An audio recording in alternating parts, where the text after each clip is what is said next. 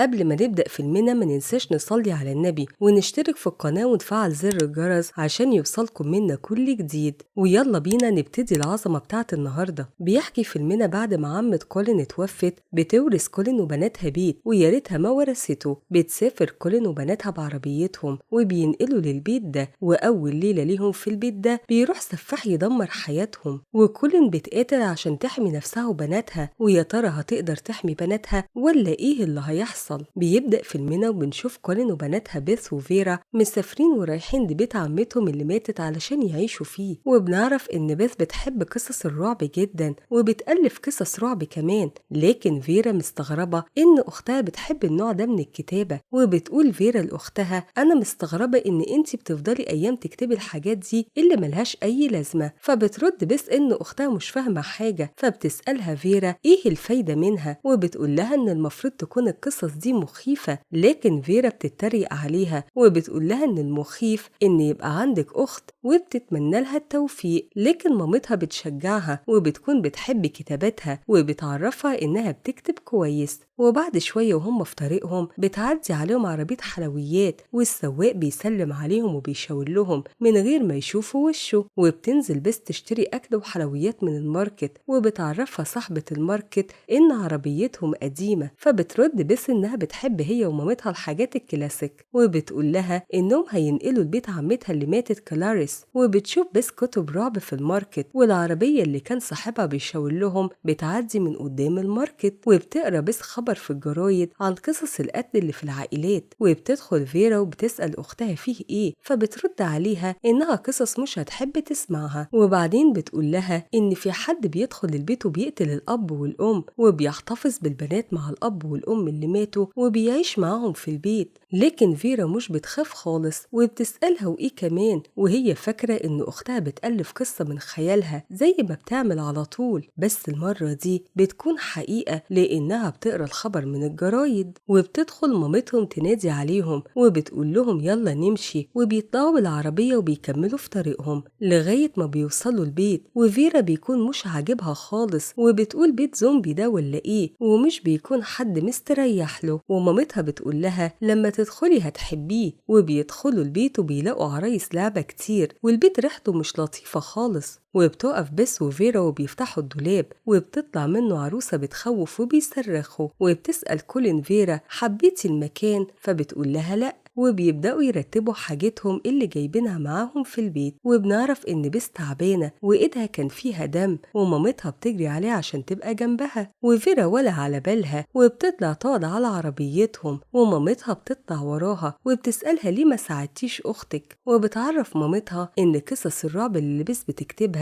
هي اللي تعباها وبتخليها خايفة من كل حاجة، من الولاد وحتى من نفسها. وإن فيرا شافت شوية ورق بس كاتباه زي المجلة، وكاتبة فيه إنها كاتبة مشهورة وبيسألوا على الكتب بتاعتها. وبتقول لمامتها تنصح بس تكون واقعية شوية، بس مامتها كان ليها رأي مختلف عن فيرا وعايزة بس تكمل في كتاباتها وتحلم باللي نفسها فيه مش يمكن يتحقق. وبتقول لفيرا ده كويس انك بتحبي اختك، بس شكلك متضايقه انك سبتي صاحبك. وبتكون فيرا متضايقه جدا وبتقول في نفسها ان مامتها بتحب بس اكتر منها، ومش بتاخد فيرا بالها ان عربيه الحلويات ماشيه وراهم طول الطريق. وبتدخل فيرا تدخل الشنطه وبتقول لاختها انت نايمه في سريري ليه، وبتعرفها ان القصص الوهميه بتاعتها تاخدها معاها وما تسيبهاش عندها في الاوضه. فمامتها بتزعل وبتقول لفيرا خليكي كويسه مع اختك شويه ليها بطريقة حلوة. وبتدي فيرا البس شنطتها اللي فيها حاجاتها، وبتقول لمامتها هي كمان إن دي أوضتها وروحي ساعدي بنتك بس المبدعة. وبيجي اتصال لكولين من جان بس بتعرفها إنها مش سامعاها والاتصال بيتقطع. وفي نفس الوقت بنشوف واحد ضخم شكله مرعب بيخبط كولين في الجدار، فبتقع على الأرض وبناتها بينادوا عليها لكن مش بترد. فبيروحوا عندها وهنا بيلاقوا السفاح ده وبيطلعوا يجروا، فبيطلع وراهم وبيشدهم على السلم من شعرهم لغاية ما بينزلوا في القبر. وبيشم بس فبيلاقيها من النوع اللي هو عاوزه وبيرميها. وبيشم فيرا وبيعرف ان هي المطلوبة وبياخدها الأوضة تانية. وبعدين بس بتحاول تهرب لكن بتلاقي القبو مقفول، وبتطلع لها ست مجنونة وبيكون شكلها مخيف. وبتفوق كولين وبتجري عشان تلحق بناتها وبتروح عند بس، والست المجنونة بتضربها في بطنها بإزازة، وبيفضلوا يضربوا في بعض لغاية ما الست المجنونة بتقع على الأرض، وبتنصح كولين بنتها بس تهرب وبتخرجها من الأوضة، وبيسمعوا صوت فيرا وهي بتصرخ، فبتروح كولين تضرب السفاح وتهجم عليه، وبتفضل تضرب فيه لغاية ما بيقع على الأرض، وبترجع الست المجنونة عند كولين علشان تموتها. وبعد مرور 16 سنة بنعرف إن بيس كانت بتحلم باللي حصل لها هي وفيرا ومامتها، وجوزها بيحاول يهديها، وبنعرف إن بيس مكملة في كتاباتها وبتحاول تحقق نجاح من وهي صغيرة، فبيروح جوز بيس عندها وبيعرفها إن كل الناشرين هيبقوا موجودين في العرض، وإن كتابها مبيعاته ارتفعت جدا. لكن بنعرف إن بيس مش بتحب الفلوس ولا الشهرة، وبيكون في لقاء في التلفزيون وبتقول المذيعة إن الضيف بيكون سيد الرعب ومؤلف كتاب اسمه حادثة في أرض الأشباح، وبتكون الضيفة هي بس، وبتعرفنا إن الكتاب نزل من أسبوعين بس لكن أخد أفضل مبيعات واحتل رقم 1 في المبيعات، وإن بس اتكرمت وأخدت جايزة تكريم ليها ولعيلتها على اللي حصل لهم، وإن بس كتبت قصتها واللي حصل معاها هي وعيلتها. وبتسألها المذيعة ليه كتبت الكتاب، فبترد علشان تتجنب الجنون. وبتكون بس وجوزها وابنها بيتفرجوا عليها وهي في التلفزيون، وبتقول بس لجوزها إنه من أشد المعجبين بيها، وفي نفس الوقت بيجي اتصال لبس من فيرا وبتطلب منها تروح لها، وبتعرفها إن المجرمين عندها، وبتسألها هي ماما مش معاكي، وبتقول لها كمان ما تسيبنيش لوحدي، والخط بيقطع. وبترن بس على مامتها مش بترد، وهي بتحلم بأحلام مش كويسة، فبتلم هدومها وبتودع ابنها وجوزها، وبتقول إن فيرا ما ينفعش تفضل في البيت ده ولازم تروح المستشفى. وبتوصل بس عند مامتها وأختها وبتحاول تفتح الباب لكن مش بيفتح لغاية ما بتشوف مامتها بره، وبتقابلها بالحضن وبتقول لها بنتي الحلوة، وبتحكي لها عن مكالمة فيرا. بس مامتها بتطمنها إن كل حاجة كويسة، وبتقول لها إنها وحشتها. وبيدخلوا البيت وبتقول بس لمامتها إن البيت زي ما هو، وبتعرف بس إن مامتها باعت أغلب البيت عشان تعالج بنتها، فبتسألها بس هي الفلوس اللي كنت ببعتها لك مش بتكفي؟ طيب كنتي قلتيلي. وبتعتذر بس لمامتها إنها سابتها هي وفيرا، لكن مامتها بتقول لها إن ده طبيعي وإنها ليها حياتها الخاصة. وبيسمعوا صوت فيرا بتصرخ فبيجروا على أوضتها، وبتكون مامتها عاملة نسخة من المفتاح لأن فيرا ساعات بتقفل على نفسها، وبيلاقوا فيرا بتصرخ وبتقول ساعدوني وإن كان في حد بيأذيها. وبتكون بس زعلانة جدا من الحالة اللي فيرا فيها، وبتكون كولين زهقت إن فيرا مش بتخف، فبتتفرج على نجاح بنتها في التلفزيون، وبتنادي على بس عشان تتكلم معاها، وبيحكوا على اللي حصل لفيرا. وبتحكي كولين إن فيرا الأسبوع اللي فات كانت محشورة في التلاجة وعمالة تصرخ، وبتسألها بس تعمل لأختها إيه، فبترد مامتها إن مفيش حاجة في إيدهم يعملوها، وإن فيرا بتفتكر الليلة دي دايما واللي حصل معاهم وهم صغيرين. وبتنام بس وبتحلم بعروسة شكلها مرعب جدا، فبتقوم مفزوعة وبتصحى بس وبتشوف نفس الكلمة اللي فيرا بتشوفها وهي هيلب مي ساعديني. وبتروح بس تطمن على أختها وبتلاقيها ماسكة العروسة بتاعتها وبتقولها هتسيبيني أموت لوحدي، فبترد بس انتي مش هتموتي يا فيرا، وبتوريها ان ايدها مليانة دم، وبتعرفنا انهم بيعذبوها، وبتتحايل على أختها تعرف الناس المسيطرين عليها انها كويسة، وكمان بتقولها يبطلوا يعاقبوها، فبترد بس ان دي مش غلطتك يا فيرا، وبتاخدها في حضنها. وبتروح بس تنادي على مامتها لكن بتلاقي سجاير كتير في طفاية وكلب اسود قدام البيت، وبترجع مامتها وبتسألها يورجين جاب الطلبات وخدتي منه الفاتورة. وبتتكلم مامة بس معاها عن موهبتها وانها بتقدر تخلق عالم تعيش فيه، وبتقول لها ان كتابها احسن كتاب لغاية دلوقتي، وبتعرفها انها قرت الكتاب وفخورة بيها. وبتنام مامتها وبتغطيها، وبتشوف بس على المراية هيلب مي ساعدوني تاني. وبنرجع لفيرا اللي بس بتروح عندها وبتلاقيها مربوطة ومتكلبشة، وبتستغرب بس لان مفيش حد معاهم. طيب مين اللي بيعذب فيرا كده؟ وبتفكها، وبعدين بتطلع والباب بيتقفل على فيرا، وبتفضل تخبط عليها مش بتفتح، فبتكون خايفة جدا من اللي بيحصل، وبتنادي على مامتها عشان تاخد مفتاح الأوضة لأن فيرا حابسة نفسها. فمامتها بتقول لها إن مش معاها مفتاح، وبتسمع صوت وفيرا بتصرخ، فبتجري عليها وبتقول فيرا ابعد عني، وبعدين بتضرب أختها وبتقع فيرا على الأرض، وبتقول بس لمامتها تتصل بالإسعاف، وبتطلع كولين تستنى الإسعاف بره، وبس بتطلع وراها وبترجع تلاقي أختها مش موجودة، وبتفضل تنادي عليها وبتسمع صوت إن إحنا كسرنا أختك والدور الجاي عليكي انتي، وبتشوف بس السفاح ده ماسك أختها وبتكون خايفة ومرعوبة، وبتنام بس شوية وهي قاعدة وبتصحى على صوت الكلب، وبتنادي على مامتها وبتلاقي حد حط إيده على بقها وبتفقد الوعي، ولما بتصحى بتلاقي وشها وجسمها عليه أثر ضرب،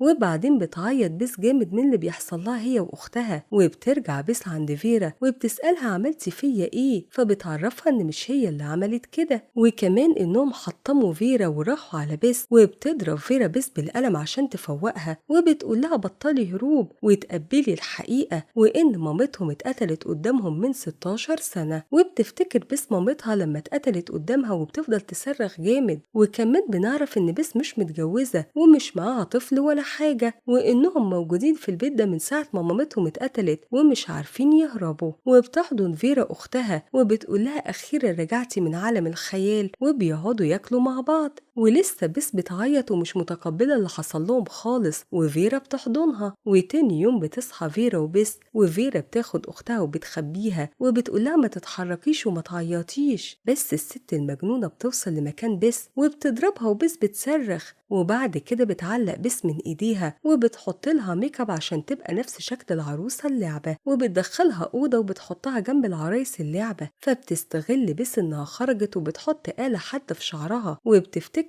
بس كلام أختها لما قالت لها لو خدتك هناك ما تتحركيش ولا تعيطي، وبتشوف السفاح دخل الأوضة عندها وبياخد عروسة لعبة، وأول ما بتعمل صوت بيكسر صوابعها وبيحرق ايدها، وبيروح على عروسة تانية لغاية ما بيوصل لبس اللي مش بتعمل أي صوت ولا بتتحرك، وأول ما بيبدأ يلمس جسمها بتعيط ولسه بيكون هيحرق ايدها، فالسفاح بيلاقي عروسة لعبة بتعمل صوت فبيبص عليها، وبتستغل بس الموقف وبتطلع الآلة الحادة اللي في شعرها وبتضرب السفاح في كتفه، والعرايس كلها بتعمل صوت وبتقول للسفاح إن محدش بيحبه وإن شكله وحش، وبيحط إيده على ودنه لأنه مش عاوز يسمع الصوت، وبعدين بيمسك كل العرايس يكسرها ويوقعها في الأرض، وبتتسحب بس وبتوصل عند الباب عشان تهرب، بس الباب بيخبط، فبيروح السفاح عند الباب وبيشوف بس فبيجيبها من شعرها وبيضربها، وبس بتضربه وبتديه بحاجة على دماغه وبتاخد المفتاح من جيبه، لكن الست المجنونة بتكسر الباب من بره بالشاكوش، وبس بتكسر الشباك وبتهرب منه بسرعة قبل ما تدخل، وكانت مستخبية جنب عروسة لعبة شكلها مخيف وعملت صوت، وبتهرب بس وبترجع عند أختها عشان تاخدها ويهربوا مع بعض، لكن بيشوفوا الست المجنونة فبيستخبوا منها، وبتسمع صوت السفاح بيخبط فوق وبتروح له، وبياخد بس وفيرا بعض وبيجروا جري بره البيت، وبيجروا المسافة طويلة لغاية ما بيلاقوا عربية شرطة، فبيصرخوا جامد عشان يسمعوهم، وفعلا بتروح العربية عندهم وبيسألهم الضابط مين اللي عمل فيكم كده، فبيردوا سفاح وواحدة مجنونة موجودين في بيت عمتهم كلاريس وراكبين عربية حلوى، وضابط تاني بيبلغ الشرطة وبيقول على مواصفات البنتين، وبنشوف الست عرفت مكانهم وقتلت الضابط بالنار، واخدت بس وفيرا تاني في عربية الحلوى، وفيرا عمالة تكسر في كل اللي حواليها وبتعيط لانها خايفة ترجع للعذاب تاني، وبس بقى بترجع لعالمها تاني الخيالي اللي فيه مامتها وجوزها وابنها مع انها مش متجوزة اصلا، وبعدين بيوصلوا والست المجنونة بتنزلهم من العربية بالعافية، فبتتخيل بس نفسها في حفلة ومامتها وجوزها وابنها موجودين، وكولين بتقول لبنتها انتي الأجمل في العالم الأجمل، وبتلاقي بس حد بيقول لها إن روايتها تحفة وبتكون فرحانة جدا لأنها فضلت كل حياتها مستنية الكلمة دي، وبينصحها ما تغيرش كلمة في الكتاب بتاعها، ولو غيرت كلمة فيه مش هيكلمها تاني، بس بتشوف بس أختها فيرا بتعدي من قدامها وبتروح وراها بتلاقيها بتصرخ،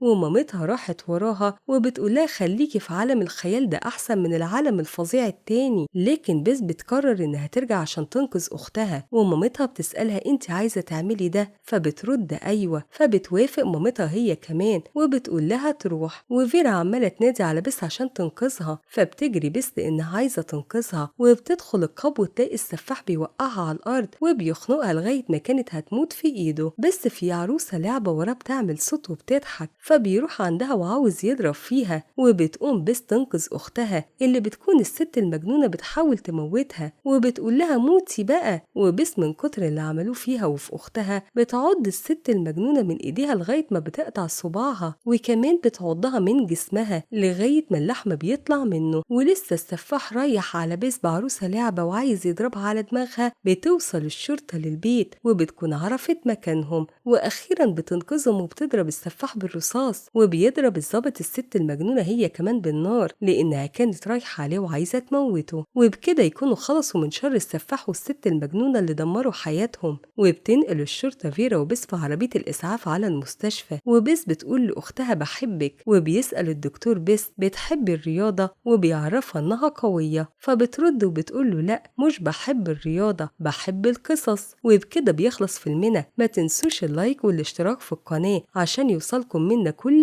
جديد. سلام.